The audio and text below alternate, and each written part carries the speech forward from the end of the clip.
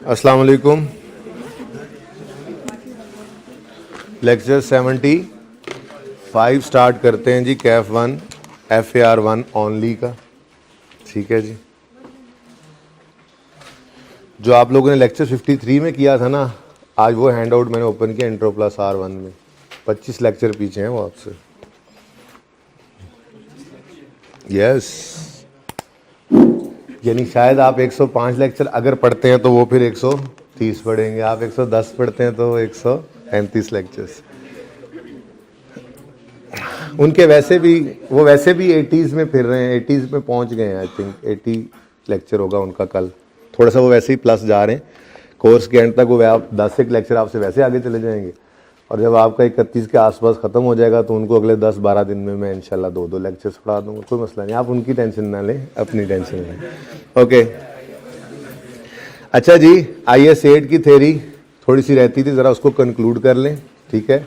और आपने IS 8 के MCQs किए थे या कैश लो के? पहले कैश लो के किए थे। चलें,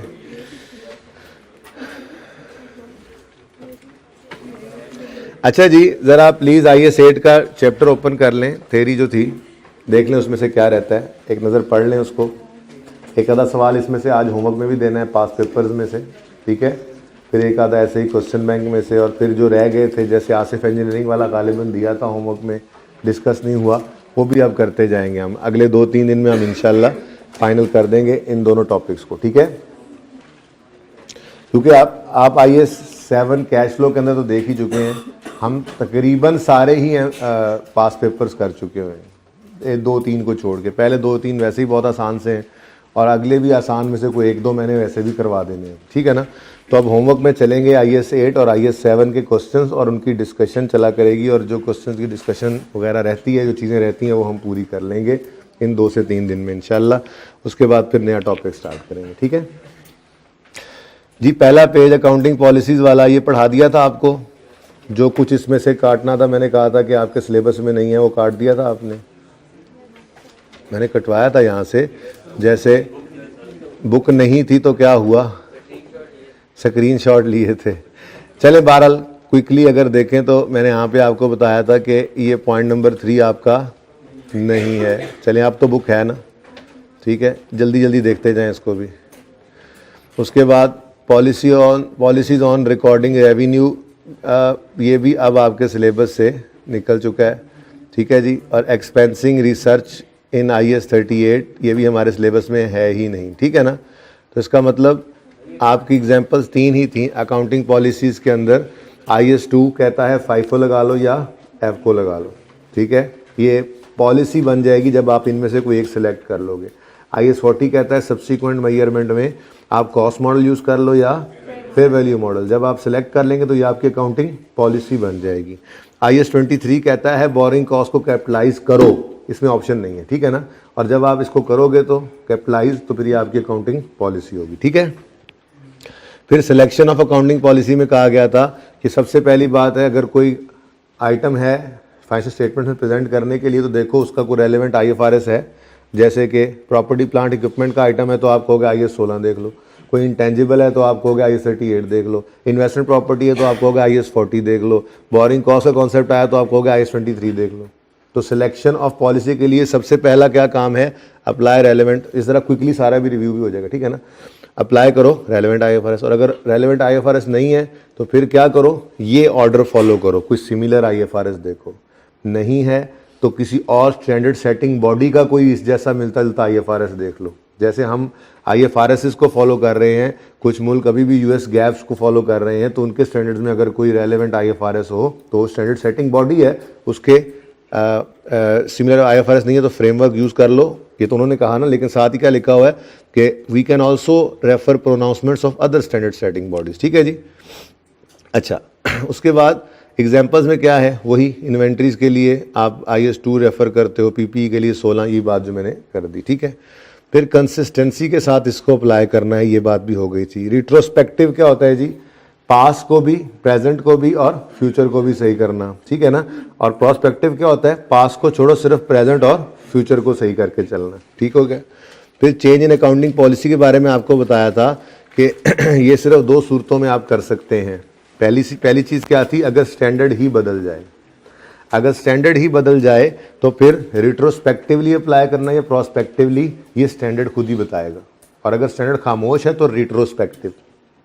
चेंज इन पॉलिसी का जनरल रूल क्या है, रिट्रोस्पेक्टिव एप्लीकेशन है। जहां तक मुमकिन हो सके वापस जाओ, ऐसे समझो कि जैसे ये पॉलिसी हमेशा से एप्लीकेबल थी, और रिट्रोस्पेक्टिवली सही करके लाओ। ये तो है जनरल रूल पॉलिसी चेंज का, ठीक है। लेकिन अगर पॉलिसी चेंज वॉलंटरी है तो फिर तो ये रेट्रोस्पेक्टिव जाना जरूरी है। अगर change in policy due to change in standard है तो फिर रेट्रोस्पेक्टिव जाना है या प्रोस्पेक्टिव, स्टैंडर्ड से ही पूछ लो। स्टैंडर्ड खुद बताएगा ट्रांजिशनल प्रोविजंस में कि रेट्रोस्पेक्टिव करना है या प्रोस्पेक्टिव करना है। और अगर स्टैंडर्ड खामोश है तो फिर रेट्रोस्पेक्टिव जाओ। ये बातें भी मैंने आपके साथ कर दी थी, ठीक है। एग्जांपल्स के अंदर हमने कहा था IAS 23 now requires all borrowing cost to be capitalise, LIFO अब नहीं रहा, और सी को मैंने कटवा दिया था कि ये आपके सिलेबस में नहीं है, ये IFRS 16 है जो FAR 2 में आप पढ़ेंगे, ठीक है जी। और हाउ मैंने समझा दिया था, इसको एक बार फिर पढ़ना है, बड़ी इंपॉर्टेंट थ्योरी है ये MCQs के पॉइंट ऑफ व्यू से भी, ठीक है। फिर या तो स्टैंडर्ड में चेंज आ जाए या मैनेजमेंट का डिसीजन हो वॉलंटरी, ठीक है। तो इसमें एग्जांपल्स आपने जो देखी हुई हैं, रेट्रोस्पेक्टिव लाजमी है। रेट्रोस्पेक्टिव तो जनरल रूल है ना, सिर्फ उस सूरत में बचोगे अगर चेंज इन स्टैंडर्ड हुआ है पॉलिसी चेंज का सबब, ठीक है, और स्टैंडर्ड ने चेंज होते हुए ट्रांजिशनल प्रोविजन में कह दिया कि आप प्रोस्पेक्टिव चल लो, तो फिर माफ़ी है, वरना चेंज इन पॉलिसी हमेशा क्या होगी, रिट्रोस्पेक्टिव। इसको मैंने पढ़ा दिया हुआ है सारे को, ठीक है ना। फिर रिट्रोस्पेक्टिव एप्लीकेशन होती क्या है, एप्लीकेशन इसको कहते हैं कि ऐसे समझो जैसे ये हमेशा से, जब जैसे मिसाल के तौर पे हमने प्रैक्टिस क्वेश्चन 1 किया था, बोरिंग कॉस्ट पिछले 3 साल से एक्सपेंस आउट करते आ रहे थे, हम चौथे साल में गालिबन खड़े थे। तो जब चेंज इन पॉलिसी आया तो रेट्रोस्पेक्टिव एप्लीकेशन करते हुए हमने क्या कहा था, वो 3 साल से ही कैपिटलाइज करते आओ। ये मतलब होता है कि ऐसे समझो जैसे ये पॉलिसी हमेशा से जो चेंज कर रहे हो ना, ये हमेशा से यही एप्लीकेबल थी, और पॉलिसी चेंज को रिट्रोस्पेक्टिवली आपने अप्लाई करवाना होता है। ये छोटा सा फर्क है, ये भी MCQs में आया होता है। क्या, पॉलिसी चेंज रिट्रोस्पेक्टिव एप्लीकेशन करनी पड़ती है इसमें, और एरर करेक्शन में रिट्रोस्पेक्टिव रीस्टेटमेंट करनी पड़ती है। थोड़ा सा फर्क है, ये एरर के अंदर जाके पढ़ाता भी हूं। बहरहाल रिट्रोस्पेक्टिव एप्लीकेशन क्या है जी, application of change in accounting policy to transaction other event conditions as if that policy had always been applied. ये आपकी किताबों में भी ऐसे ही आगे गया हुआ है। अच्छा ठीक है, ये फॉर्मेटिंग एरर था आपकी किताब में भी? अच्छा, बहुत छोटा मैंने ऐसे ही रखा हुआ है, क्या जरूरत है इसको थोड़ा सा ऐसे कर लेते हैं ताकि आप यहाँ से भी पढ़ते रहें। खैर किताबें हैं आपके पास जी। तो एप्लीकेशन ऑफ चेंज क्या है जी, कि आप ट्रांजैक्शंस को, इवेंट्स को के ऊपर जो है उस चेंज इन पॉलिसी को ऐसे अप्लाई करो as if that policy had always been applied. We restate the figures and provide disclosures as well. क्या मतलब, फिगर्स भी बदल जाती थी, income statement, balance sheet, change in equity में फिगर्स बदल जाती थी ना, और नोट भी बनाते थे चेंज इन पॉलिसी का। किया हुआ है ये काम। इम्प्रैक्टिबिलिटी बारे में क्या कहा था मैंने जी, कि पहली बात तो ये है कि रिट्रोस्पेक्टिव एप्लीकेशन के लिए आपने जहां तक मुमकिन हो वापस जाना है, स्टैंडर्ड ने कहा है, ठीक है। लेकिन अगर डाटा ही ना हो, डाटा, पहली बात क्या की उसने, रिट्रोस्पेक्टिव एप्लीकेशन कैसे करनी है, as if this policy has always been applied, हमेशा से अप्लाइड रही है। अब मैंने कहा जी हमेशा का तो डाटा ही कोई नहीं है, हम तो पिछले 50 साल से लाइफो यूज कर रहे थे, मिसाल दे रहा हूं ऐसे, ठीक है। तो अब वो खत्म हो गया, तो हम 50 साल का डाटा कहां से लाएं? स्टैंडर्ड ने कहा जहां तक हो सके पॉसिबल वहां तक जाओ। जैसे हमारा लॉ कहता है 5 साल का डाटा रख लो, तो 5 साल का तो डाटा होगा ना, उसको सही कर लो, ठीक है। अच्छा जी, 5 साल का डाटा भी नहीं जी, वो आग लगी थी तो पिछले साल तक का सारा डाटा जल गया। उन्होंने कहा चलो फिर इस साल नहीं सही कर लो, वो ये है इम्प्रैक्टिकेबिलिटी, ठीक है। इम्प्रैक्टिकेबिलिटी क्या है जी, रिट्रोस्पेक्टिव एप्लीकेशन में, retrospective application might be impracticable, ठीक है। 50 साल का डाटा कौन रखता है, ठीक है ना। इन this case company must apply it from earliest possible period. क्या मतलब, 5 साल का तो टैक्स वाला ने कहा हुआ है ना रखो, तो 5 साल पे अप्लाई कर लो, अर्लीस्ट पॉसिबल पीरियड। और आगे पता क्या कहता है, this may be current period. क्या मतलब, अगर पीछे आग लग गई है तो फिर सिर्फ इस पीरियड को ही सही कर लो। और क्या हो सकता है, इम्प्रैक्टिकेबिलिटी का मतलब ही यही है कि मुमकिन ना रहे तो, ठीक है ना। मतलब कहने का यह है कि हमने जाना है वापस, जहां तक हो सके जाएंगे, ठीक है, जहां तक हो सके हम वापस जाकर अप्लाई करते हुए आएंगे चेंज इन पॉलिसी को, ठीक है। The reason of impracticability could be non availability of records. एग्जाम्पल्स में मैंने आपको कहा था, पहली एग्जाम्पल बिल्कुल फाइफो से एफको पे जाना चेंज इन पॉलिसी है, कॉस्ट फेयर वैल्यू मॉडल पे जाना IS40 में चेंज इन पॉलिसी है, रेवेन्यू रिकग्निशन पॉलिसी चेंज हो जाए तो ये चेंज इन पॉलिसी तो है, लेकिन चूंकि अब IFRS 15 जो है वो आपके सिलेबस में नहीं रहा, ये अब चला गया है FAR 2 में, इसलिए इसको आप रेड कर लें। फिर ये मैंने आपको समझा दिया था पॉइंट 4, अगर आपको याद हो तो मैंने कहा था जी पहले आप क्या एग्जांपल दी थी, हाँ आई थिंक मैंने कहा था कि आप स्पिनिंग मिल हैं, आप धागा बनाते हैं और कभी कभी किसी का बना हुआ धागा भी आगे बेच देते हैं और अपना कमीशन रख लेते हैं। लेकिन हालात ऐसे ख़राब हुए कि आपकी अपनी मिल बंद हो गई, लेकिन आपके ताल्लुकात इतने थे कि आपने काम ही ट्रेडिंग का शुरू कर दिया। आपने कहा आप नहीं बनाएंगे, कोई बात नहीं, बनाया जो बना रहे हैं उनके कॉन्ट्रैक्ट्स आगे नहीं है ना, उनसे माल उठाते हैं, आगे दे देते हैं, कमीशन आप कमा रहे हैं। तो पहले आपका कमीशन जो था एक अदर इनकम की फॉर्म में था, नॉन कोर एक्टिविटी थी, कभी कभी आ जाता था थोड़ा बहुत, ठीक है। लेकिन अब आपका मेन बिजनेस ही क्या हो गया, कमीशन इनकम। तो आप अदर इनकम से उठा के जो उसको रेवेन्यू में लेकर जाएंगे, this is change in policy. ये जो प्रेजेंटेशन आपने बदली है ना फाइनेंशियल स्टेटमेंट्स के अंदर, देखो सेल और अदर इनकम में फर्क बताया था ना बचपन में, आपको इंट्रो के अंदर बताया जाता है, ठीक है ना। सेल क्या है, मेन कोर एक्टिविटी की इनकम, जिसे IFRS 15 वाला रेवेन्यू कहा जाता है, और other income non core activity की इनकम। तो वो यहां पे यही कह रहा था, classifying commission earned as revenue in statement of profit और loss having previously classified it as other operating income या अदर इनकम। तो एग्जांपल के तौर पे अब तो बुक्स आपके पास हैं, आप इसके आगे छोटा सा लिख सकते हैं। वैसे तो मैंने पूरा चैप्टर ही आप लोगों के साथ शेयर कर दिया था, बहरहाल इसके आगे आपने छोटा सा लिख लिया होगा, हमारी स्पिनिंग मिल थी, फिर हमने उसे बंद करके कमीशन पर दूसरों का धागा बेचना शुरू कर दिया आगे। बस ये अपने अल्फाज में लिख लो, बात रिपीट ना करवाना मुझसे।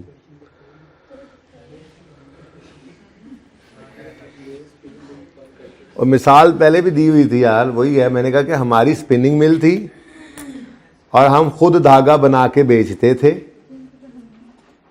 और कभी कभी कमीशन पर लोगों का धागा भी आगे बेच देते थे। ये हमारी अदर इनकम थी, कमीशन, ठीक है।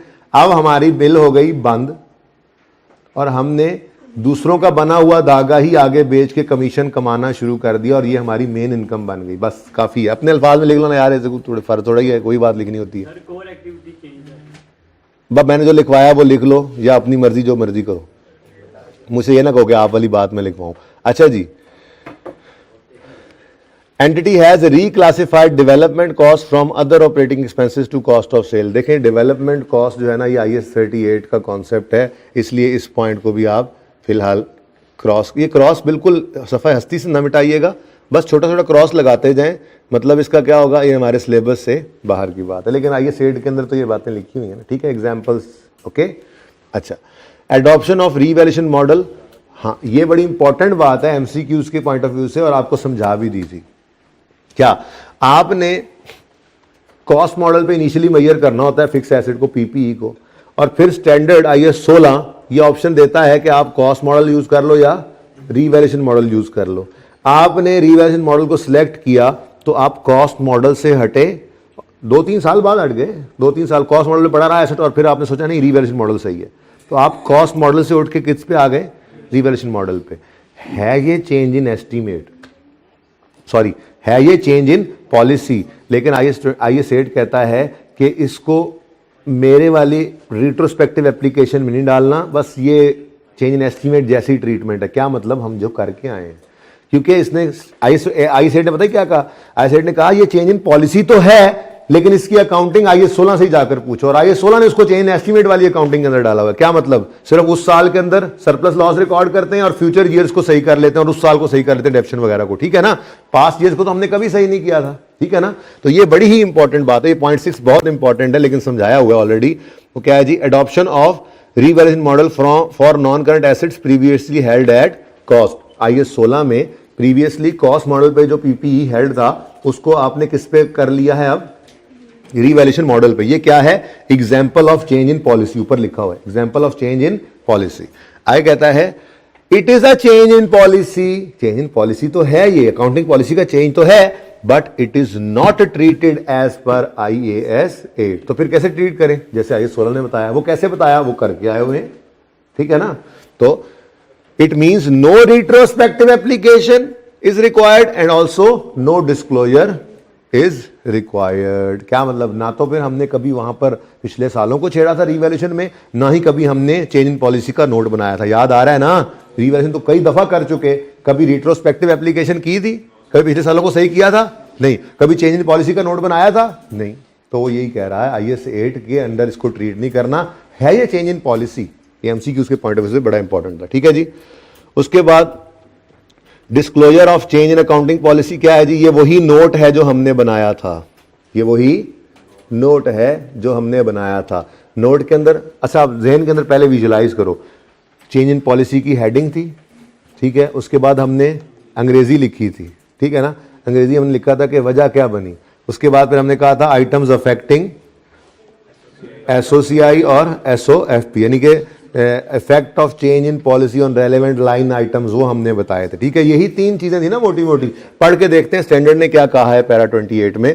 तो कहता है टाइटल ऑफ स्टैंडर्ड बताओ, हमने लिखा तो था चेंज इन पॉलिसी, हेडिंग दे दी थी। फिर nature of change and description of transitional provision वगैरह, ये सब ही आपने वो जो अंग्रेजी वाला नहीं होता पॉइंट, ठीक है, ये ना गलत कलर नजर ही नहीं आएगा ये तो आपको। अच्छा, टाइटल ऑफ स्टैंडर्ड बता दो, उसके बाद डिस्क्रिप्शन ऑफ ट्रांजिशनल प्रोविजन बता दो, या नेचर ऑफ चेंज भी बता दो। क्या मतलब? हमने बताया था अंग्रेजी के अंदर कि जी वो IAS 2003 के अंदर स्टैंडर्ड बदल गया और उसने कहा बोरिंग कॉस्ट को क्या करो, अब कैपिटलाइज किया करो। या मुहानी वाले सवाल में हमने कहा था कि पहले FIFO यूज़ करते थे, अब मैनेजमेंट डिसाइड किया कि FIFO यूज़ करेंगे, तो ये हमने क्या कर दिया जी, डिस्क्रिप्शन बता दी थोड़ी सी।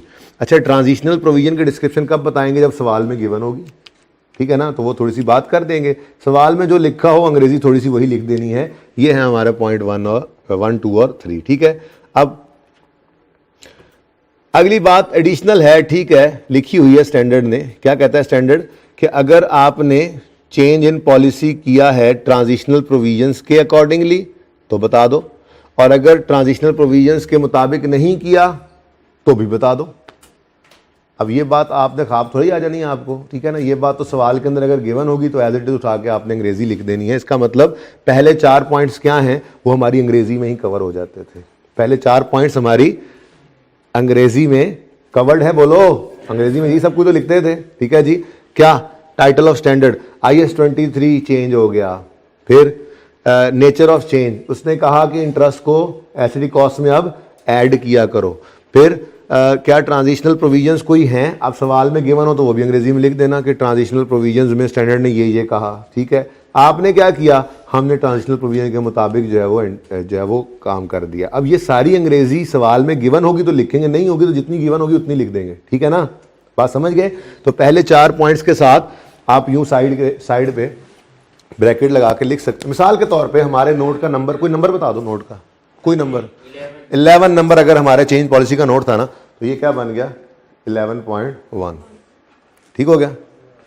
ऐसे ही करते थे, अंग्रेजी में नंबर नहीं लगाते थे, लेकिन वैसे बात कर रहा हूं पहली।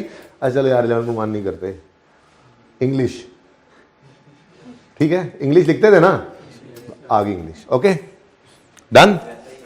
चल उसके बाद क्या करो, for the current and previous periods the amounts of adjustment of each line item in financial statements and for basic and diluted EPS, इसको जरा छोड़ दो फिलहाल, बेसिक और डायल्यूटेड EPS पढ़ेंगे तो फिर देखेंगे ना। तो जितनी बात अभी पढ़ी है सिर्फ उसको देख लें, बाकी को फिलहाल थोड़ी देर के लिए आप भूल जाएं कि ऐसी कोई चीज़ लिखी है, काट ना देना, ठीक है ना। अब EPS का टॉपिक है हमारा। अच्छा जी, तो हमने ये काम किया था ना जी, ईच लाइन आइटम पे इफेक्ट बताया था इंक्रीज डिक्रीज का, ठीक है। Adjustment related to accounting periods before those presented in financial statements, ये तो रिटेन्ड अर्निंग्स के अंदर इम्पैक्ट चला जाता था। ओपनिंग रिटेन्ड अर्निंग्स में statement of change in equity के अंदर हमने क्या लिखा था हमने कहा था जी अगर हम मिसाल के तौर पे 20 में खड़े हैं तो हमने कहा था ये 20 का साल प्रेजेंट हो गया, ये 19 का साल हो गया, और उससे पहले जितने भी हैं उसमें ओपनिंग के अंदर हमने प्रायर ईयर एडजस्टमेंट दे दी थी, ठीक है। उसके बाद रिट्रोस्पेक्टिव एप्लीकेशन अगर इम्प्रैक्टिकेबल है तो एक्सप्लेन कर दो, ठीक है, कि कैसे आपने फिर चेंज अप्लाई किया, प्रोस्पेक्टिवली किया है 2 साल। देखो ना, रिट्रोस्पेक्टिव एप्लीकेशन रिक्वायर कर रहा था आपको कि 5 साल वापस जाओ, आपने कहा जी डाटा तो पिछले 2 साल का है सिर्फ। अब इम्प्रैक्टिकेबिलिटी आई ना, तो ये लिख के बता दो नोट के अंदर कि जी 5 साल तक वापस जाना चाहिए था हमें, ये पॉलिसी जब से अप्लाई हुई है, लेकिन डाटा ही 2 साल का है। ये डाटा पिछले 2 साल का भी नहीं है, डाटा इसी साल का ही अवेलेबल है, पहले डाटा ही नहीं है तो इसी साल से कर रहे हैं। तो ये बातें भाई अंग्रेजी के अंदर तब लिखोगे जब आपको सवाल में देगा, और इतनी तफसीलात सवाल में नहीं देता। जितने नोट हमने बना दिए हैं ना, बस उतनी सी बात है। थोड़ी सी अंग्रेजी लिखते हैं, उसके बाद effect of change in policy on relevant line items लिखते हैं और हमारा नोट कंप्लीट हो जाता है, ठीक है। Okay, these are not a change in accounting policy. कहा था घर पे पढ़ना, किसी ने पढ़ा? हाँ, कौन पढ़ता है जी ऐसे? ओके,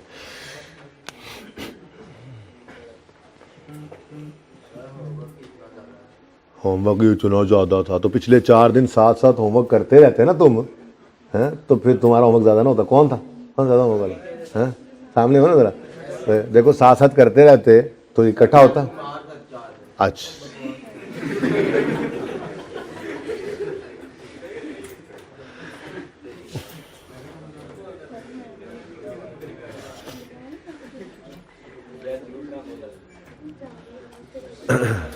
अच्छा जी, 2 एग्जांपल्स कर लेते हैं। तीसरी जो है, सुने तीसरी ना FAR 2 के अंदर जब कंसोलिडेशन करेंगे ना तो वहाँ पर ये पढ़ा दी जाएगी आपको। फिलहाल ये रेलेवेंट नहीं है हमारे लिए, ठीक है।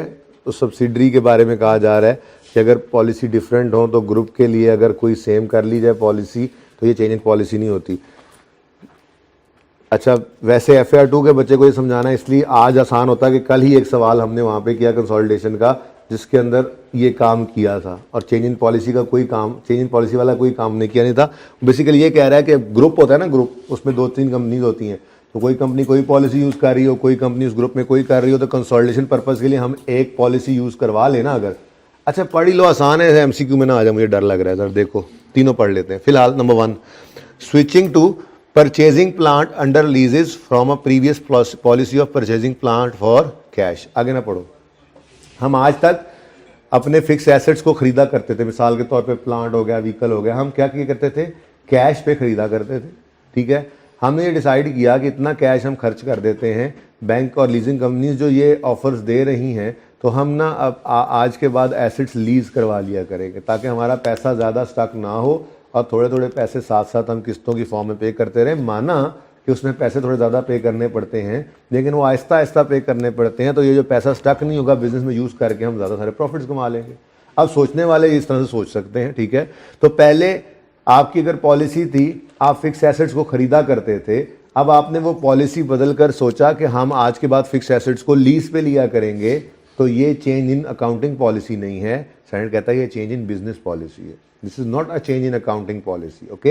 अकाउंटिंग पॉलिसी की एग्जांपल आपको बताई जा चुकी है, वो बेसिस कन्वेंशंस वगैरह हैं जो यूज़ होती हैं फाइनेंशियल स्टेटमेंट्स को बनाने के लिए।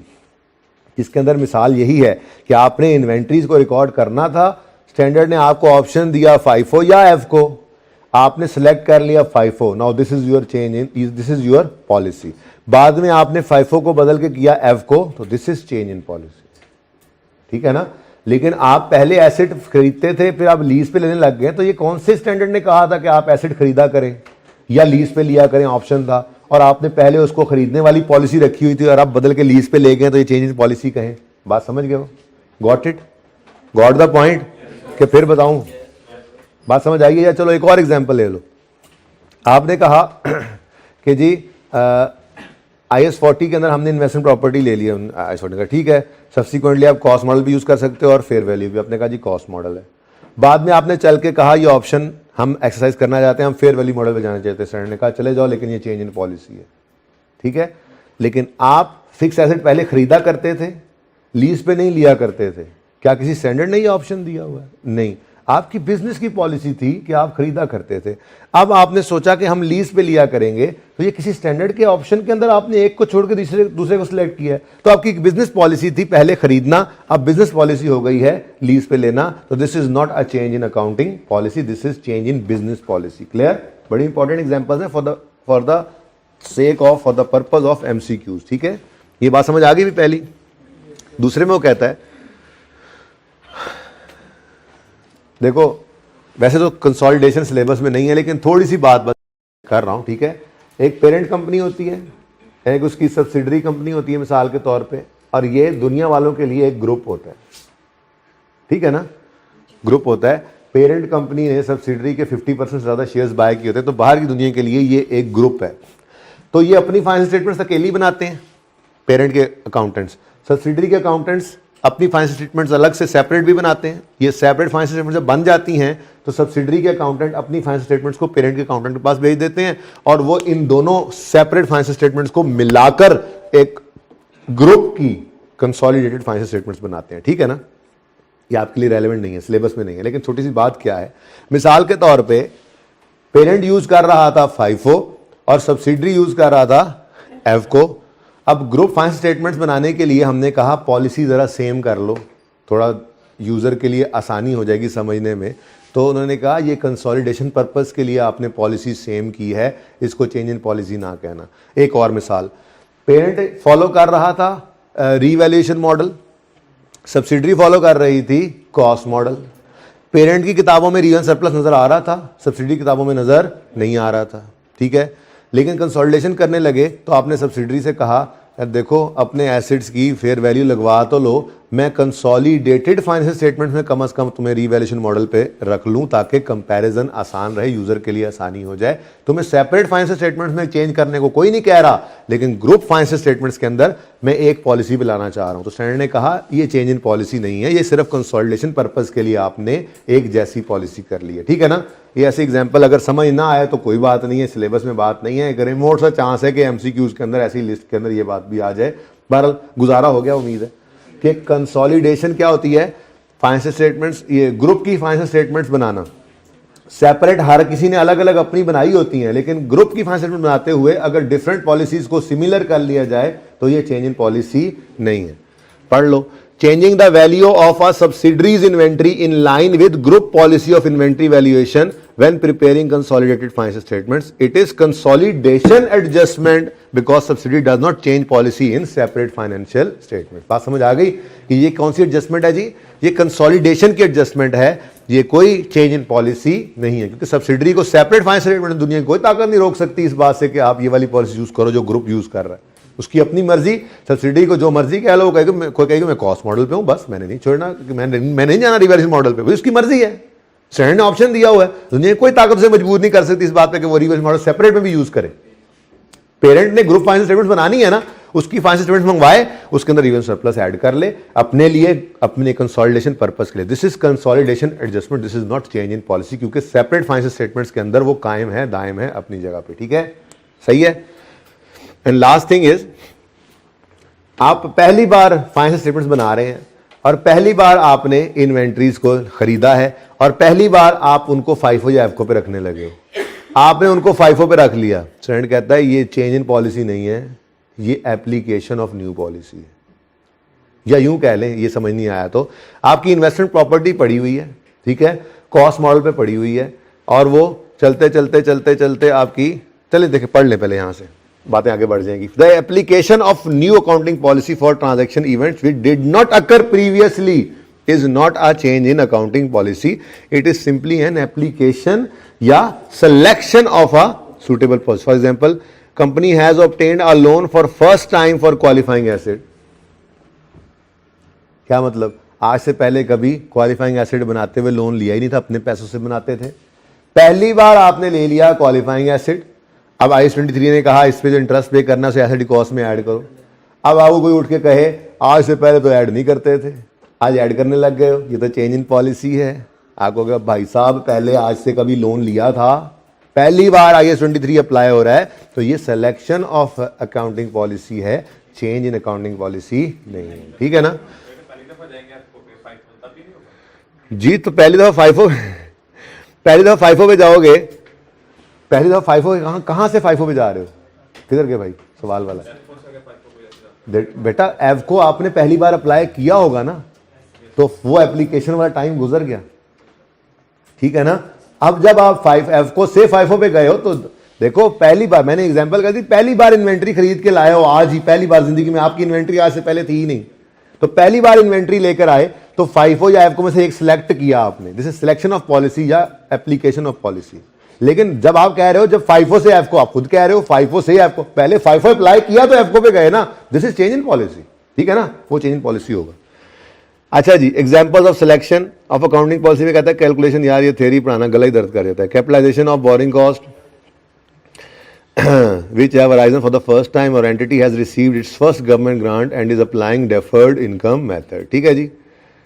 कोई मसला है ऊपर तो पूछ लें, पानी का गिलास पीने तक, पानी का गिलास पीने तक मैंने कहा था पूछ लें।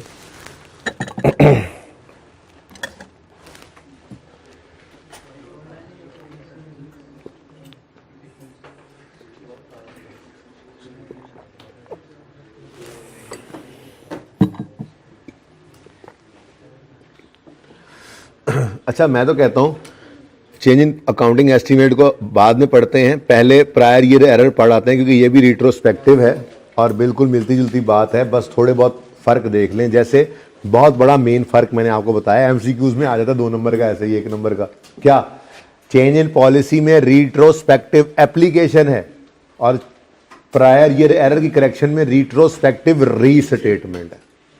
देखो अब ये भी फर्क है, यानी पॉलिसी का चेंज हम रिट्रोस्पेक्टिवली जाके अप्लाई करके आते हैं और प्रायर ईयर एरर को हम रिट्रोस्पेक्टिवली जाके रीस्टेट करके लाते हैं फिगर्स को, गलती थी रीस्टेटमेंट करनी पड़ी, ठीक है ना।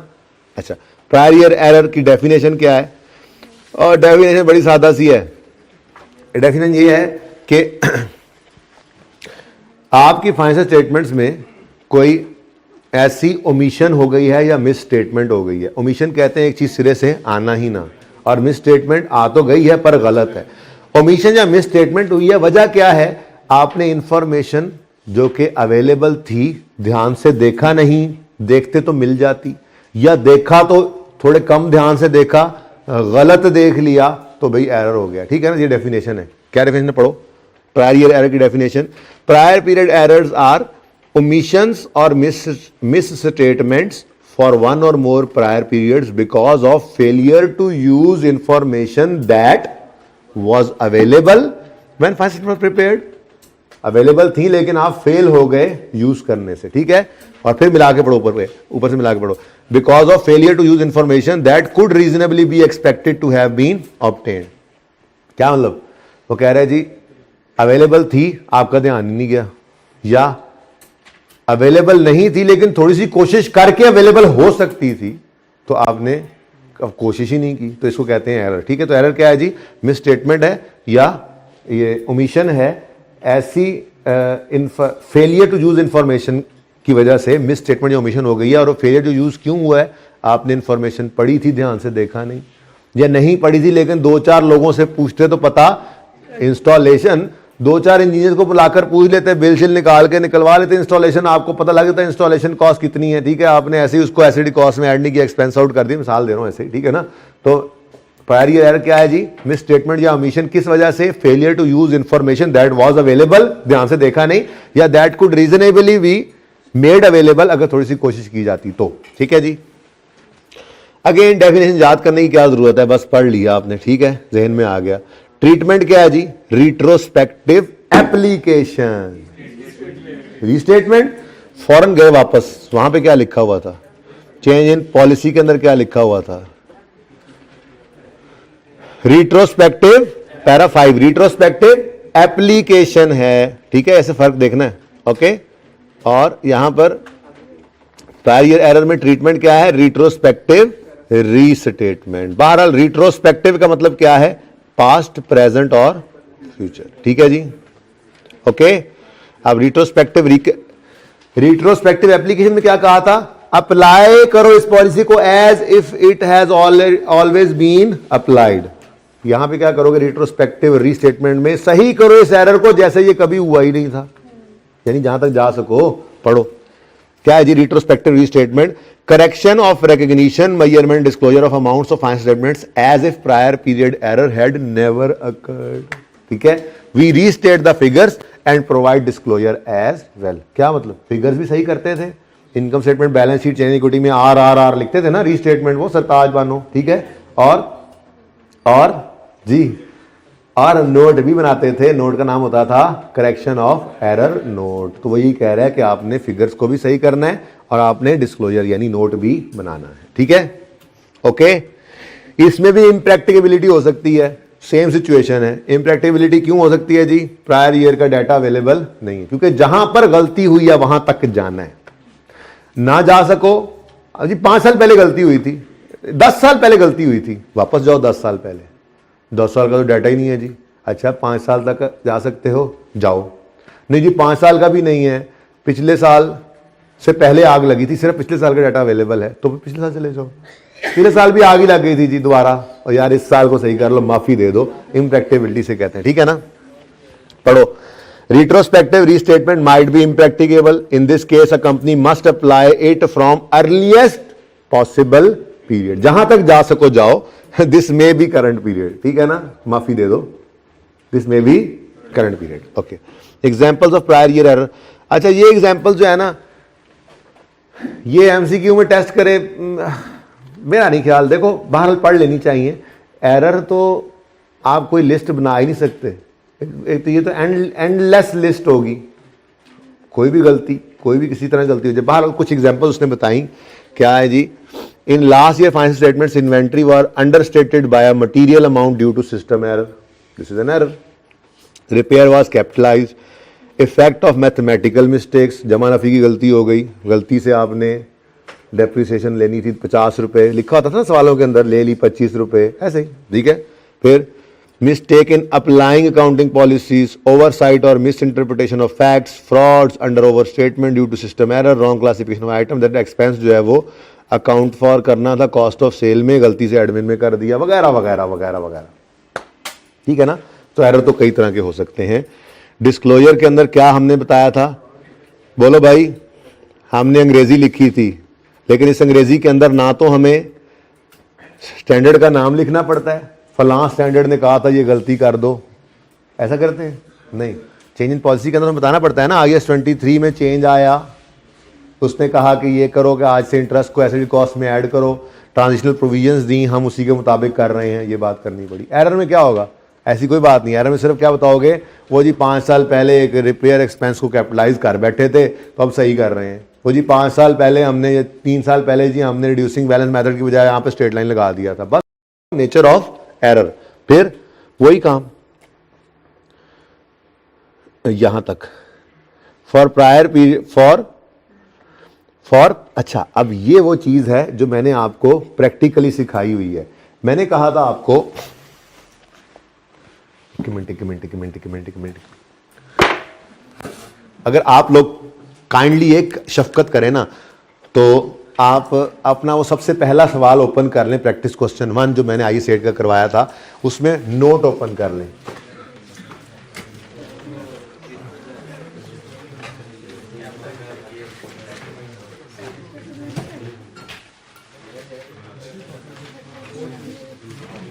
चेंज इन पॉलिसी का नोट बना था, उसमें हमने इंग्लिश लिखी थी और फिर इंग्लिश के आगे एंड पे लिखा था the effect of change in policy on relevant line items में हमने लिखा था आइटम्स अफेक्टिंग SOCI। जरा बताना तो सही कौन से साल में खड़े थे? 2003 में खड़े थे हम, तो हमने यहां पर 2003 और 2002 को प्रेजेंट किया था, याद है? और फिर ऐसे ही 2-3 आइटम्स आए थे और फिर हमने आगे लिखा था आइटम्स अफेक्टिंग SOFT, और हमने यहाँ पर 3, 2 और 1 को प्रेजेंट किया था।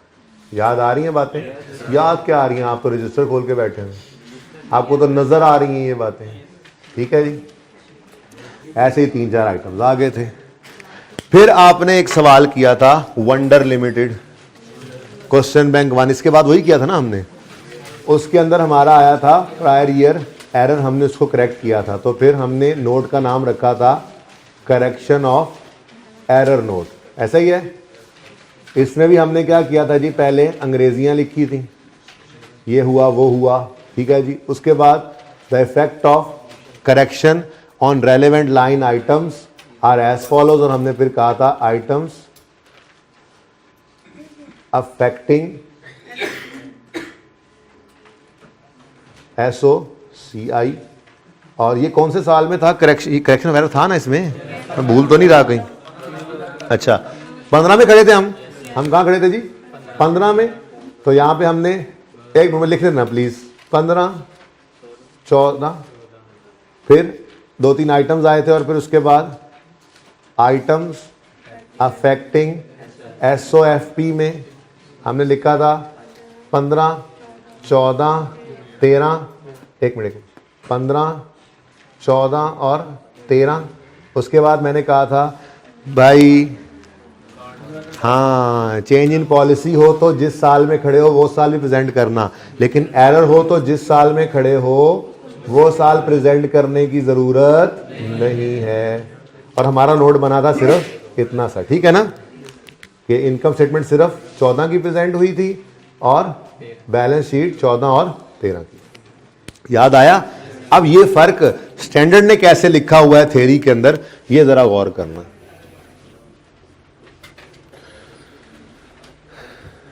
इधर देखो, फॉर, इधर देखो देखो देखो देखो देखो देखो, बड़ी इंपॉर्टेंट बात, for current and previous periods, for current and previous periods, yellow कर रहा हूं, for current and previous periods. अगली बात तो वैसे ही बताया ना, इनकम स्टेटमेंट 2 साल की बनती है, बैलेंस शीट 3 साल की, तो पहले उसूल बता देता है, इनकम स्टेटमेंट 2 साल की, चेंजेस इन इक्विटी 2 साल की और बैलेंस शीट 3 साल की। इस टॉपिक का ये रूल था। फिर जब नोट में आए तो उसी तरह से इनकम स्टेटमेंट 2 साल की, बैलेंस शीट 3 साल की। क्यों हमने ये प्रेजेंट किया, ये देखो, नोट डिस्क्लोजर की रिक्वायरमेंट पैरा 28 कहता है for current and previous period या पीरियड्स, ठीक है। बता दो क्या जी, ईच लाइन आइटम पे इंपैक्ट। समझ में आता है? नोट किया आपने?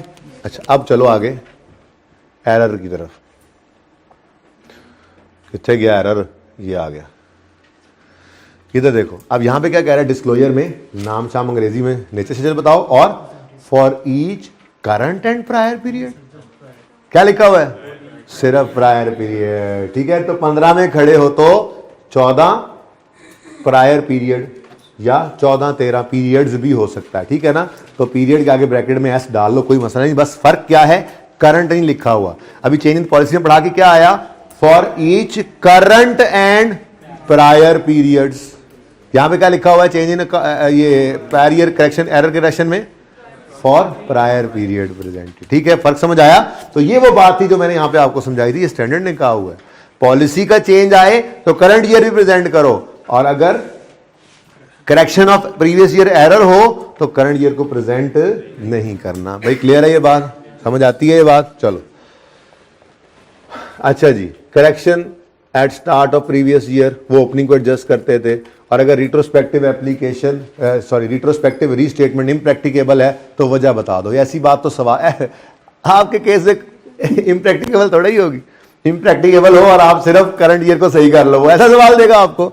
लेकिन वैसे बताया हुआ स्टैंडर्ड ने ये कहा हुआ है कि अगर इम्प्रैक्टिकेबल हो जाए रिट्रोस्पेक्टिव रीस्टेटमेंट या रिट्रोस्पेक्टिव एप्लीकेशन, तो अंग्रेजी में लिख के बता दो जी, हम वो आग लगने की वजह से डाटा ही नहीं था, हम वापस नहीं जा सके, तो ये है तो चेंज इन पॉलिसी लेकिन करंट ईयर है तो ये प्रायर ईयर करेक्शन लेकिन सिर्फ करंट ईयर सही हुआ है। बात समझ गए हो?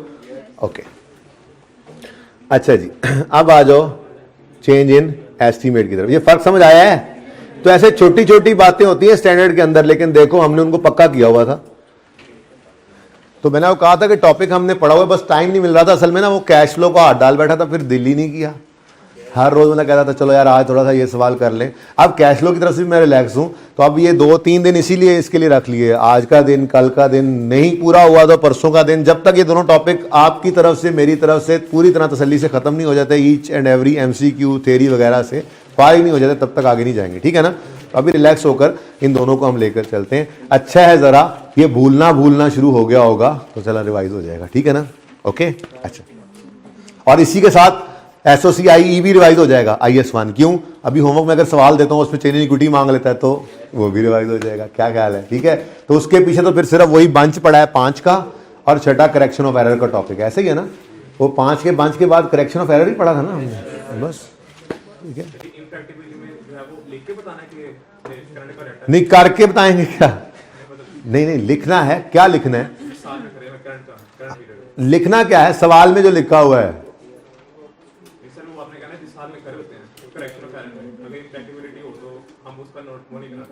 उस साल में तो फिर नोट बनेगा ही नहीं, अंग्रेजी में लिख के बताएंगे करेक्शन ऑफ एरर में कि जी ये एरर आया लेकिन इम्प्रैक्टिकेबिलिटी है, हम वापस जा ही नहीं सकते। इस साल में तो कुछ भी प्रेजेंट नहीं करना ना, ये तो रूल अलग से है। चुप कर जा। चेंज इन पॉलिसी का डिस्क्लोजर कहता है, पैरा कहता है कि डिस्क्लोजर में करंट ईयर भी बताओ और एरर का करंट ईयर मत बताओ, ये रूल अपनी जगह है। इम्प्रैक्टिकेबिलिटी क्या है, हम किसी एक साल में नहीं जा सकते थे, वो यहां पे मुमकिन था। आप सिर्फ 3 शो करते और कहते जी 2 नहीं है, क्यों नहीं है जी, वो डाटा नहीं है। लेकिन यहां पे तो आप कुछ भी शो नहीं करते, आप कहते जी इससे पीछे जा नहीं सकते। ये साल आपको बताने की जरूरत नहीं है कि प्रेजेंट ना करना स्टैंडर्ड ने कहा होगा, बस नहीं लिखो इम्प्रैक्टिकेबिलिटी, ठीक है। अच्छा पॉइंट रेज्ड, अच्छा जी okay. Change in accounting estimate क्या होता है,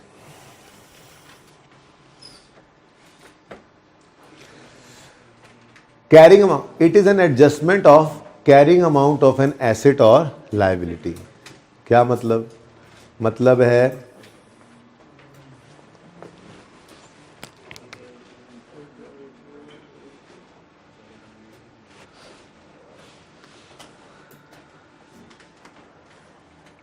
प्रोविजन फॉर डाउटफुल डेट। मिसाल से समझाना अच्छा लगता है। डेटर्स क्लोजिंग आ रहे हैं 20 रुपये और प्रोविजन क्लोजिंग आ रही है 2 रुपये, ठीक है ना। आपको जी अभी तो ओपनिंग एसेट्स हैं 10 रुपये थे, बाकी कोई डेबिट हुआ कुछ क्रेडिट और 20 क्लोजिंग में पड़ा होगा, ठीक है ना। तो ओपनिंग प्रोविजन 1 रुपये आ रही थी, ओके। अब आपके डेटर्स जो हैं वो 20 रुपये पे आ रहे हैं, ठीक है। अब किसी ने आपको कहा कि यार वो हमें शक है कि 10% लोग नहीं आएंगे। आपने कहा अच्छा ठीक है, आपने अंदाजे की बुनियाद पे एक एक्सपेंस रिकॉर्ड कर लिया 1 रुपये का और ये 2 रुपये की प्रोविजन आ गई, ठीक है।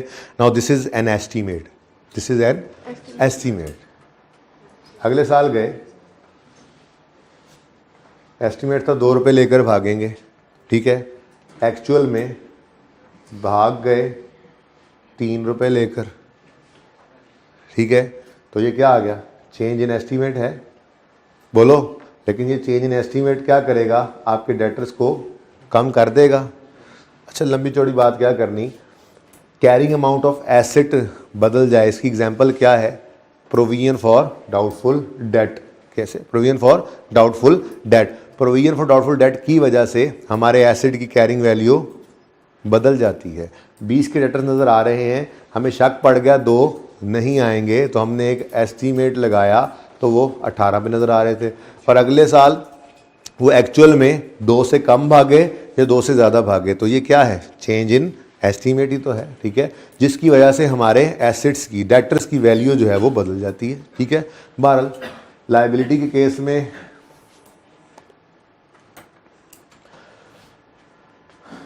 वारंटी का लेजर बनाया था, वारंटी का कल, वारंटी एक्सपेंस का, ठीक है जी। इसमें हमने कहा जी बिजनेस शुरू किया है, बिजनेस शुरू किया है, हमें शक है कि 50 रुपये के मोबाइल सही होने आएंगे, मोबाइल बेचने शुरू कर दिए थे हमने, ठीक है जी। एक्चुअल में 40 आए, 60 आए, हो सकता है ना, ठीक है। तो ये क्या है, हमने एक लायबिलिटी जो है वो रिकॉर्ड यहाँ देख लो, ऐसे कर लो, बल्कि ओपनिंग को ही देखो, ओपनिंग को ही देखो। हमने पिछले साल के एंड पे अंदाज़ा लगाया था कि 50 मोबाइल सही होने आएंगे, इस साल 40 आए, तो 10 रुपये का आपको फ़ायदा मिल गया, ठीक है। 50 का शक था, 60 आ गए, तो मज़ीद 10 का एक्सपेंस रिकॉर्ड कर लोगे। तो this is carrying amount of liability, और इसमें एडजस्टमेंट अगर हो जाए तो ये चेंज इन एस्टीमेट है, ठीक है ना। ओके, देखो मैंने ना प्रोविजन को डेटर का कॉन्ट्रा कहा है, आपको पता ही है, provision is Contra debtor. Provision का बढ़ना डेटर को कम कर देगा, प्रोविजन का कम होना डेटर को बढ़ा देगा। Provision is an estimated figure, provision is an estimate. तो इस एस्टीमेट में चेंज आने की वजह से हमारे डेटर की, एसेट की कैरिंग वैल्यू हिल जाए। Now this is change in estimate, example में ये लिखा है, बात समझ आई है। देखो, it is an adjustment of carrying amount of asset. क्या मतलब, क्या मतलब? प्रोविजन एक एस्टीमेट है कि नहीं है, बोलो। प्रोविजन फॉर डाउटफुल डेट एक एस्टीमेट है कि नहीं, एस्टीमेट फिगर होती थी ना। ये एस्टीमेट क्या है, ये एक एडजस्टमेंट है, इसमें चेंज आएगा तो डेटर में भी चेंज आ जाएगा। This is an adjustment of carrying amount of asset. ऐसे ही कैरिंग अमाउंट ऑफ लाइबिलिटी के अंदर एडजस्टमेंट की एग्जांपल क्या है, मैंने कहा वारंटी। 50 का अंदाजा था, 60 सही कराने आ गए। Now this is change in, this is an adjustment of carrying amount of liability, बदल गई, ठीक है ना। और सही है, बार इतनी लंबी चौड़ी बात को छोड़ो, इतनी सी बात ही काफ़ी है। चेंज इन अकाउंटिंग एस्टीमेट क्या है, या तो वो कैरिंग अमाउंट ऑफ एसेट बदल जाए, या कैरिंग अमाउंट ऑफ लाइबिलिटी बदल जाए, या periodic consumption of an asset बदल जाए। ये वो जो हमने पढ़ रखा है आज तक, चेंज हो जाए, आ जाए लाइफ में, रेट में, मेथड में। रेट और लाइफ और रेट तो एक ही बात है ना, ठीक है। लाइफ या रेट में चेंज आ जाए, मेथड में चेंज आ जाए, या रेजिडुअल वैल्यू में चेंज आ जाए। याद है चेंज इन एस्टीमेट। ये चेंज इन एस्टीमेट क्या करता था, एसेट की 5 साल जिंदगी है, 1 साल बाद 4 रहती थी, हमने कहा नहीं 3 रह गई है। अब पीरियोडिक कंजम्पशन में क्या आ गया, चेंज। पहले वो 4 साल बाकियों के ऊपर डेप्सिट होना था, अब 3 साल पे होगा। 5 साल लाइफ थी, 1 साल गुजर चुका था, 4 रिमेनिंग थी, हमने कहा नहीं नहीं नहीं नहीं, अभी 10 रिमेनिंग है और, ठीक है। तो वो जो पहले 4 साल पे डेप्सिट होना था एसेट ने, पीरियोडिक कंजम्पशन, वो बदल के आगे 5 से 7 साल पे फैल गई। ये काम किया हुआ है ना हमने। तो चेंज इन एस्टीमेट वाली ये एडजस्टमेंट तो हमें पहले ही पता थी, हमने पढ़ी हुई थी, ये जरा समझाना मुश्किल हो जाती है। बहरहाल चेंज इन एस्टीमेट, अगर सादा अल्फाज में बात करूँ ना, तो चेंज इन एस्टीमेट क्या है, एक तो वो जो आपने फिक्स एसेट के टॉपिक में पढ़ा था, चेंज इन एस्टीमेट, लाइफ बदल जाए, रेजिडुअल वैल्यू बदल जाए, रेट या मेथड वगैरह बदल जाए, ये चेंज इन एस्टीमेट है। ये क्या है, दरअसल ये पीरियोडिक कंजम्पशन ऑफ एसेट में चेंज आ जाता है। ठीक हो गया, सही है। एक तो ये हो गया, और दूसरा इसके अलावा जितने भी अंदाजे हैं, अंदाजा फॉर डाउटफुल डेट, अंदाजा फॉर टैक्स, अंदाजा फॉर वारंटी, अंदाजा for gratuity and so on. Provision means अंदाजा, प्रोविजन मीन्स अंदाजा, प्रोविजन फॉर डाउटफुल डेट। इसके चेंज होने से एसेट चेंज हो जाता है।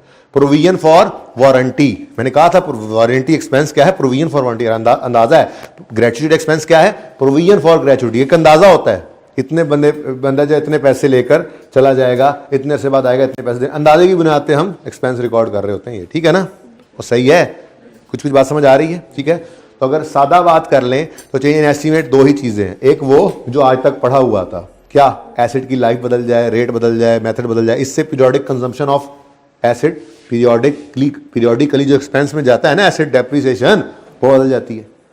और दूसरा सारे अंदाजे, provision for doubtful debt, provision for warranty, provision for gratuity, provision for tax, ये सब क्या है, प्रोविजन क्या है, अंदाजे, एस्टीमेट्स हैं। क्या है, एस्टीमेट। प्रोविजन में चेंज आए, प्रोविजन फॉर डाउटफुल डेट में चेंज आए तो डेटर में चेंज आ जाते हैं। Now this is adjustment of carrying amount of asset, मैंने कहा एग्जांपल प्रोविजन, ठीक है। वारंटी की प्रोविजन में चेंज आए तो फिर ये लायबिलिटी की कैरिंग वैल्यू बदल देता है। बात समझ गए हो।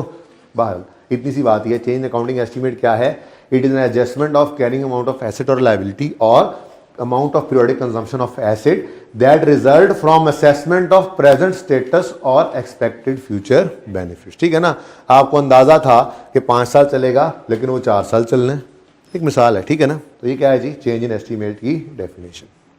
क्या डेफिनेशन है जी, याद नहीं करनी, बस समझ लो, जहन के अंदर आ जाए बस, ठीक है। चेंज इन एस्टीमेट डेफिनेशन क्या है जी, it is an adjustment of carrying amount of asset और लाइबिलिटी और change in periodic consumption of asset that results from assessment of expected future benefits या प्रेजेंट स्टेटस। हालात देख ली, निका नहीं ए नहीं बचता, ठीक है, ये प्रेजेंट स्टेटस और फ्यूचर बेनिफिट्स, ठीक है जी। अच्छा लाहौर लहजो, ओके, ये बात समझ आ गई। अच्छा अब ये जो नोट है ना, नोट भाई खुदारा इसको सिर्फ और सिर्फ नहीं, only for MCQs point of view याद रखना प्लीज, ठीक है। कभी ये ना हो पर्चे के अंदर ये लिखा क्या हो, मैं बाद में पढ़ाता हूं, आप ना पढ़ो मैं पढ़ाता हूं, ठीक है ना। पर्चे के अंदर लिखा हो एक काम हुआ है, अब आपको समझ नहीं आ रही कि ये चेंज इन पॉलिसी है, ये चेंज इन एस्टीमेट है, तो आपने कहा ठीक है चेंज इन एस्टीमेट कर लो। क्यों? आसान है, आसान है ना। करंट को सही करो, फ्यूचर को सही करो। नोट भी इतना था, 2 लाइनों का था, याद है। अब प्रैक्टिकली जब आप अपनी प्रैक्टिकल लाइफ में जाएंगे, ठीक है, वहां पे जाकर अगर ऐसा कभी हो कि आप डिस्टिंग्विश ना कर रहे हो कि ये जो इवेंट हमारे सामने पड़ा है ये चेंज इन पॉलिसी है, चेंज इन एस्टीमेट, तो स्टैंडर्ड ने कहा उसको चेंज इन पॉलिसी ले लेना। लेकिन ये एक तो प्रैक्टिकली जब आप फील्ड में जाओगे तब अप्लाई करना, और दूसरा यहाँ पे सिर्फ एमसीक्यूज में थ्योरेटिकल पॉइंट ऑफ व्यू से अप्लाई करना। एग्जाम के न्यूमेरिकल क्वेश्चन में इसको अप्लाई नहीं करना कि ਤੁਹਾਨੂੰ समझ नहीं आ रही तो सीखो, बट ठीक है एस्टीमेट चेंज। बहरहाल ये नोट एमसीक्यूज के पॉइंट ऑफ व्यू से इंपॉर्टेंट है। ये क्या कहता है, sometimes it is difficult to distinguish between accounting policy and change in estimate. In such a case it is treated as change in estimate. लेकिन इसके साथ लिखो, ये जली हरूफ के अंदर लिखो, only for MCQs point of view या थ्योरेटिकल पॉइंट ऑफ व्यू, ठीक है ना। समझ गए मैं क्यों कह रहा हूं। पर्चे में आ जाए एडजस्टमेंट, अब आपको समझ नहीं आ रहा, कह रहे हैं चेंज इन पॉलिसी है, ये एस्टीमेट है। चलो जी स्टैंडर्ड ने कहा हुआ है चेंज इन पॉलिसी, ना भाई ना, ठीक है, हाँ ओके। लेकिन बहरहाल स्टैंडर्ड का कॉन्सेप्ट तो है। अच्छा जी, ट्रीटमेंट क्या है अकाउंटिंग पॉलिसी का? ट्रीटमेंट क्या है, इधर मत पढ़ो। ट्रीटमेंट क्या करते हैं अकाउंटिंग पॉलिसी, ये चेंज इन एस्टीमेट का? प्रोस्पेक्टिव, करंट को सही करते हैं और फ्यूचर को। तो प्रोस्पेक्टिव एप्लीकेशन है करंट और फ्यूचर, और डिस्क्लोजर भी देते हैं। चेंज इन एस्टीमेट का डिस्क्लोजर आपको बनाना सिखाया हुआ, ठीक है जी, ओके। प्रोस्पेक्टिव एप्लीकेशन क्या होती है?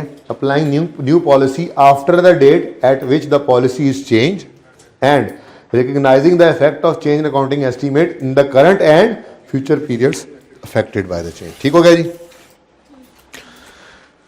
Examples of change in accounting estimates हैं जी, माशाल्लाह माशाल्लाह, पढ़ लेते हैं जी, ढेर सारे हैं।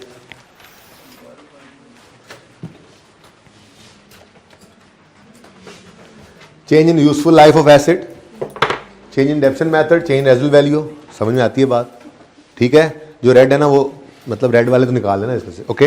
उसके बाद क्या है जी, a company has change is allowance for recoverable irrecoverable receivable from 10% to, भाई चेंज इन पॉलिसी नहीं है ये। वो क्या कह रहा था, ऐसी एडजस्टमेंट जो एसेट्स की कैरिंग वैल्यू बदल दे। आ गई ना बात। प्रोविजन पहले 10% पे थी, अब बेसिस बदल दी, तो जब प्रोविजन बदलेगी तो इसका असर क्या पड़ेगा? डेटर्स नेट नजर आते हैं ना बैलेंस शीट में भी, कल परसों देख रहे थे, वो बदल जाएंगे। Now this is adjustment to carrying amount of asset, तो this is change in estimate. Example, फिर increase the allowance from 5 to 10%, ये भी एक वही एग्जांपल है, दोनों एग्जांपल्स एक जैसी हैं, ठीक है ना। फिर a company has decided to move from charging depreciation on straight line to, ये ना असल में बेसिकली डिफरेंट एमसीक्यूज से उठाए गए पॉइंट्स हैं, इसलिए रिपीट नजर आए तो कोई मसला नहीं है। जैसे यहां लिख भी दिया गया एग्जांपल 1 के अंदर भी यही बात की गई है, ठीक है ना। क्या कंपनी ने डेप्शन मेथड स्ट्रेट लाइन से रिड्यूसिंग बैलेंस कर दिया, this is change in policy ना, चेंज इन एस्टीमेट है, okay. Next, change the depreciation of plant from straight line to reducing balance, ये भी ऊपर बात हो रही है। Change the useful life of motor vehicle from 6 to, ये भी एग्जांपल 1 वाली बात है। Change depreciation from straight line to reducing balance, ये भी एग्जांपल 1। रिवाइजिंग रिमेनिंग लाइफ, ये भी एग्जांपल 1। चेंज इन, अच्छा ये जो है ना, फिलहाल 9 को छोड़ो, 10 कहता है वारंटी प्रोविजंस, ये बता दिया आपको मिसाल के अंदर, क्योंकि ये वारंटी का मैंने कल लेजर बनवा दिया था ना, ठीक है आपको प्रैक्टिकली नहीं आएगा पर लेजर तो बनवा दिया ना, ठीक है। तो वारंटी प्रोविजन में अगर चेंज आ जाए तो वो भी चेंज इन अकाउंटिंग एस्टीमेट है। जैसे मैंने अभी यहाँ पे बताया था 50 का अंदाजा था, इस साल 40 आ गए, तो पिछले साल जाके इनकम सही करने नहीं लग जाओगे, उसको एक्सपेंस को सही करने नहीं लग जाओगे, इस साल उसको इनकम के तौर पे रिकॉर्ड कर लोगे, 10 का फायदा होगा। 50 का अंदाजा था, 60 सही कराने आ गए, तो पिछले साल में जाके एक्सपेंस को सही नहीं करने लग जाओगे, इस साल में मजीद 10 का एक्सपेंस रिकॉर्ड कर लोगे। ठीक है। Warranty provision is an example of change in estimate. और करंट टैक्स प्रोविजन, टैक्स असल में आपने पढ़ा हुआ है, वैसे अंडर ओवर प्रोविजन IAS 12 के अंदर आप FAR 2 में पढ़ेंगे, लेकिन ये थोड़ी बात आपको इतनी तो पता लग ही सकती है। आप वो करंट टैक्स की कैलकुलेशन करते हैं ना टैक्स के टॉपिक में, टैक्स के टॉपिक कह रहा हूँ, टैक्स के पेपर के अंदर आपने सीखा हुआ है ना इनकम फ्रॉम बिजनेस सीखा हुआ है ना। उसमें क्या करते हो आप प्रॉफिट बिफोर टैक्स पकड़ते हो, उसमें कुछ चीजें ऐड करते हो, कुछ लेस करते हो, यानी जिन पे एतराज होता है टैक्स वालों को उन्हें रिवर्स कर देते हो और टैक्स वालों की बात मान लेते हो और टैक्सेबल प्रॉफिट निकाल के उस पर रेट लगाते हो। अब ये कैलकुलेशन आप करके टैक्स निकालते हो और आप एंट्री कर लेते हो tax debit in current tax debit current tax payable credit. इसकी अगर सही एंट्री बोले ना तो सही एंट्री होती है current tax expense debit provision for tax credit. क्यों? क्योंकि आपने अगर 30 जून ईयर एंड के ऊपर अंदाजे की बुनियाद पे एक टैक्स निकाल के रिकॉर्ड कर लिया है, तो जब सितंबर में देने जाएंगे ना टैक्स, तो हो सकता है टैक्स वाले कहें हैं भाई ये कि 100 रुपए टैक्स नहीं 150 बनता है, क्यों? आपने ये माइनस की चीजें अलाउड नहीं, ये माइनस की अलाउड नहीं, ये माइनस की अलाउड नहीं, और रोला पड़ जाता है। तो इसलिए ये एक अंदाजा होता है टैक्स एक्सपेंस जो आप अंदाजे की बुनियाद पर रिकॉर्ड करते हैं। ये असल में पता तो तब लगता है जब टैक्स वालों को पे करने जाते हैं।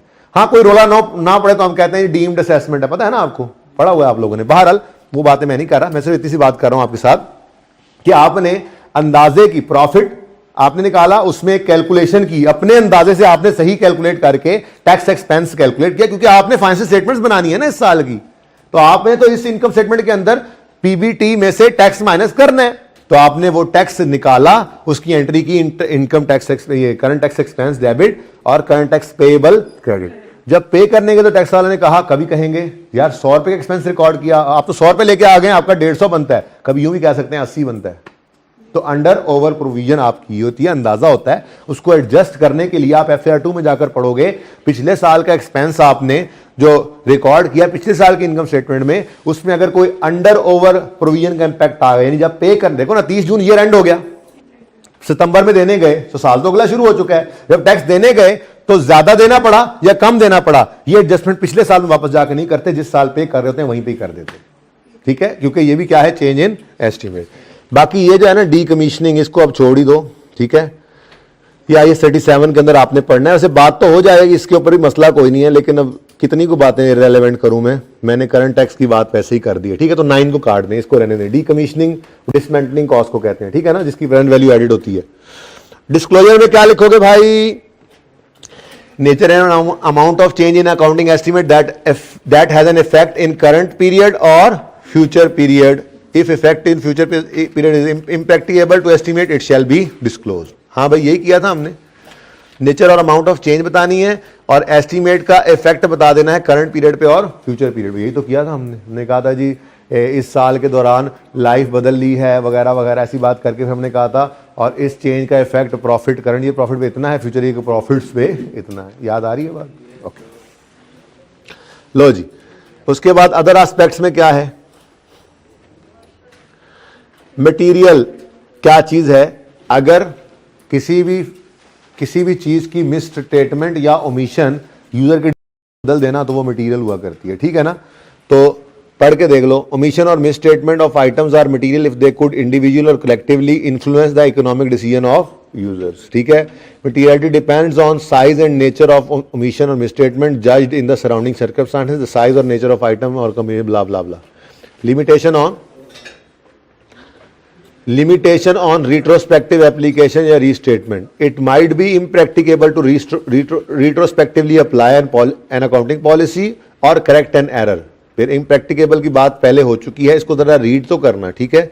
इस सारे लिमिटेशन वाले पोर्शन को रीड करके आना है आपने, इसमें कोई क्वेश्चन तो नहीं है, ठीक है जी। उसके बाद MCQs पे नजर डालते हैं जरा। अल्लाह पाक बस ये आप लोगों को अगली मंजिलों को आसान करे जिन जिन का टाइम हो गया। तो अच्छा सुनो, ऐसे ही मिसाल के तौर पे सिर्फ पहला MCQ करवा दूं, और आज मस्त ये सारे MCQ भी करके आने हैं, ठीक है। प्लीज चुप करें, मैंने कहा बोलने को आपको। Which two of the following situation would not require a prior year adjustment as per IAS 8? Prior year adjustment मतलब प्रायर ईयर एडजस्टमेंट में रिट्रोस्पेक्टिव एडजस्टमेंट कह रहा है, एप्लीकेशन या रीस्टेटमेंट का लफ्ज इस्तेमाल नहीं किया, मतलब दोनों ही आ सकते हैं। यानी रिट्रोस्पेक्टिव प्रायर ईयर में जाते ही हम कब हैं, जब चेंज इन अकाउंटिंग पॉलिसी हो या correction of prior year error हो, चेंज इन एस्टीमेट में नहीं जाते। ठीक है, वो कह रहा है किन दो में नहीं जाना पड़ेगा प्रायर ईयर में। Number A, in last year financial statements inventories are understated by a material amount due to system error. ये तो प्रायर ईयर एरर है, इसमें तो रिट्रोस्पेक्टिवली रीस्टेटमेंट है, पिछले साल जाना पड़ेगा, तो ये तो नहीं है। A company has change it's allowance from irrecoverable, हाँ भाई चेंज एस्टीमेट है, टिक कर लो, एक तो ये होगा। फिर सी है, a new accounting standard has been issued that requires the company to change its accounting policy but gives no guidance on specific application of change itself. हाँ भाई, अगर स्टैंडर्ड खामोश हो तो चेंज इन पॉलिसी को retrospective ही करना होता है, पता है ना आपको, तो ये भी नहीं है। डी है, a company has decided to move from charging definition to change in estimate. B और डी आपका करेक्ट ऑप्शन है, तो बेहतर फील कर रहे हो ना आप।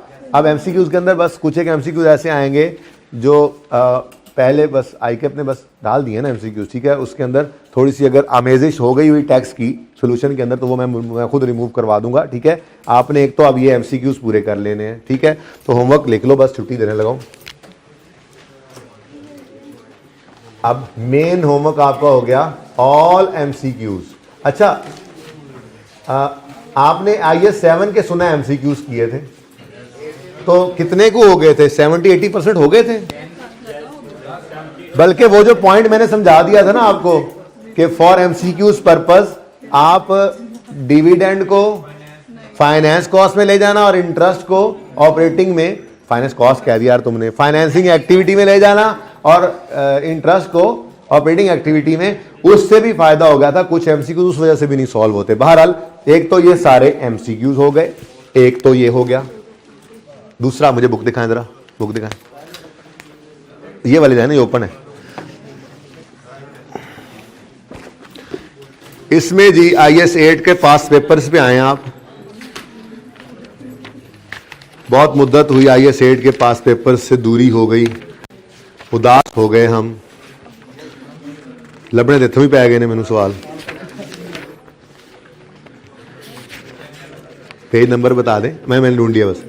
अच्छा जी, ये पाक ओशन लिमिटेड आपका अभी तक नहीं हुआ ना? ओके, पास पेपर 1 है पाक ओशन लिमिटेड, ये कर लें। अच्छा, इसमें ना पास पेपर 3 जो है ना डैफोडिल लिमिटेड, ये मैंने आपको टेस्ट में दे दिया था, ये आप कर चुके हुए हैं, इसको एक नजर देख लीजिएगा। बेशक ये सवाल आपका क्लास में भी डिस्कस हो गया है, आपने सॉल्व भी एक बार कर लिया हुआ है। तो चांद पेंट लिमिटेड ये इंशाल्लाह कल दूंगा होमवर्क में, ना याद रहे तो तुमने याद करवाना है, वरना तुम्हारी खैर नहीं है, और तुमने भी याद करवाना है वरना तुम्हारी भी खैर नहीं है। ठीक है, और तुमने भी याद करवाना है, आखिर वाले कल छुट्टी ना कर लेना तुम। फिलहाल तो पास पेपर 1 आपका होमवर्क में है, पास पेपर नंबर 1 POL। ठीक है जी, ये किसका है जी? IAS 8 का पास पेपर है। और